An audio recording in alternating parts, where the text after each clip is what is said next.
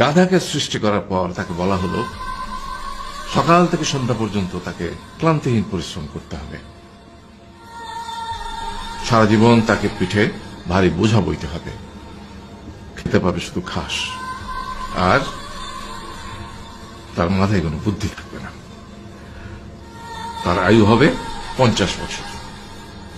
গাধা করজোড়ে সৃষ্টিকর্তাকে বলল, আমি এত বছর বাঁচতে চাই না, আমাকে 20 বছর আয়ু দেওয়া হোক। সৃষ্টিকর্তা সেটাই মঞ্জুর করলেন। কুকুরকে যখন সৃষ্টি করা হলো তখন তাকে বলা হলো যে সে হবে মানুষের সবচেয়ে বড় বন্ধু, কিন্তু সে খাবে মানুষের উচ্ছিষ্ট, এবং তার আয়ু হবে 30 বছর। কুকুর সৃষ্টিকর্তাকে বলল, আমি এত বছর বাঁচতে চাই না, আমাকে 15 বছর আয়ু দেওয়া হোক।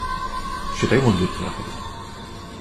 এরপর বানরকে বলা হলো, তুমি শুধু গাছের এ ডাল থেকে ও ডালে ঝুল খাবে এবং নানান রকম ফন্দি ফিকির করে মানুষকে আনন্দ দিবে, তোমার আয়ু হবে 20 বছর।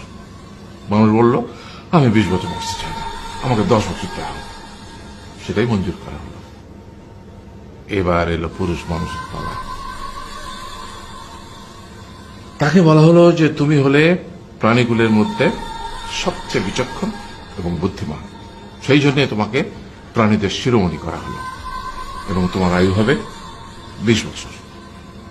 তখন পুরুষ মানুষ বলল, করজোড়ে বলল সৃষ্টিকর্তাকে যে 20 বছর আয়ু অত্যন্ত কম, হে প্রভু, আমাকে ওই গাধার সে যে 30 বছর আয়ু চায়নি সেটা আমাকে দেয়া হোক, ওই যে কুকুর 15 বছর ফিরিয়ে দিয়েছিল সেটাও আমাকে দেয়া হোক, আর যে বানর 10 বছর নেয়নি সেটাও আমাকে দেয়া হোক।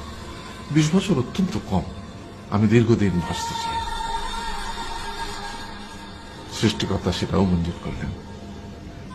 তারপর কি হলো? সেই থেকে ছেলেরা পুরুষ মানুষ হিসেবে বাঁচে 20 বছর, তারপরের 30 বছর সংসারের বোঝা পিঠে করে বয়ে বেড়ায়, সেটা কার মতো? গাধার মতো। তারপরের 15 বছর সে তার ছেলে মেয়েরা যা দেয় সেই রকম ঠিক কুকুরের মতো উচ্ছিষ্ট খেয়ে বাঁচে। আর তারপরে বৃদ্ধ বয়সে ঠিক বানরের মতো, যেমন গাছের এডাল থেকে ওডাল ঝুল খায় বানর, তেমনি এই ছেলের বাড়ি থেকে ওই ছেলের বাড়ি, আর নানান রকম ফন্দি ফিকির করে তার নাতি নাতনিদের আনন্দ দেওয়ার চেষ্টা করে।